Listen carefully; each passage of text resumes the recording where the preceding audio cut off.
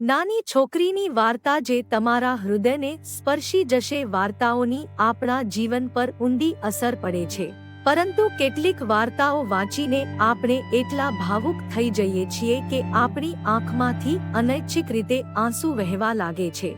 એ વાર્તાઓ આપણા હૃદયને સ્પર્શી જાય છે. એવું લાગે છે કે જાણે આપણી સંવેદનાઓ જાગી છે. એવી આ વાર્તા વહ છે જે તમારા હૃદયને સ્પર્શી જશે. ભગવાન બાળકોના હૃદયમાં વસે છે. એક હાર્ટ સર્જન હતા. એક નાની છોકરીને તેની હોસ્પિટલમાં ઓપરેશન કરાવવું પડ્યું કારણ કે તેના હૃદયમાં લોહીનો પુરવઠો યોગ્ય રીતે થઈ રહ્યો ન હતો.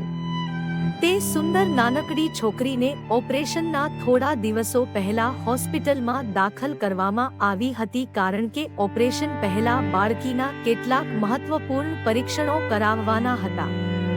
છોકરી ખૂબ ખુશ સ્વભાવની હતી. તેથી ખૂબ જ ટૂંક સમયમાં તેણી ત્યાંની નર્સો અને ડોક્ટરો સાથે સારી રીતે મળી ગઈ.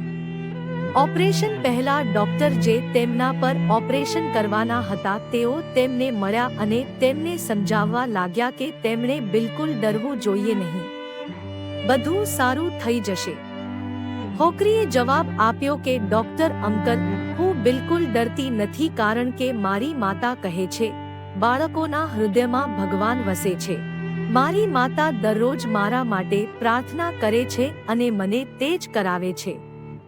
હું ભગવાનમાં માનું છું, પણ જ્યારે તમે ઓપરેશન કરો છો ત્યારે મને જુઓ ભગવાન કેવા દેખાય છે. પછી તમે મને કહો. છોકરીની પ્રેમભરી વાત સાંભળીને ડોક્ટર હસતા હસતા ચાલ્યા ગયા. ઓપરેશન કરતી વખતે હાર્ટ સર્જને જોયું કે બાળકીના હૃદયમાં બિલકુલ લોહી નથી. તેમને બચાવવું મુશ્કેલ છે. પછી ડોક્ટરને યાદ આવ્યું કે છોકરીએ શું કહ્યું હતું કે તમે મારા હૃદયમાં જુઓ કે ભગવાન કેવી રીતે દેખાય છે. તે દિવસે ડોક્ટરે અશ્રુભીની આંખો સાથે છોકરી માટે પ્રાર્થના કરી કે પ્રભુ, હવે તમે કંઈક કરી શકો. તે છોકરીને તમારામાં અતૂટ વિશ્વાસ છે. પછી તેના સાથી ડોક્ટરે તેને કોણી મારીને ઈશારો કર્યો.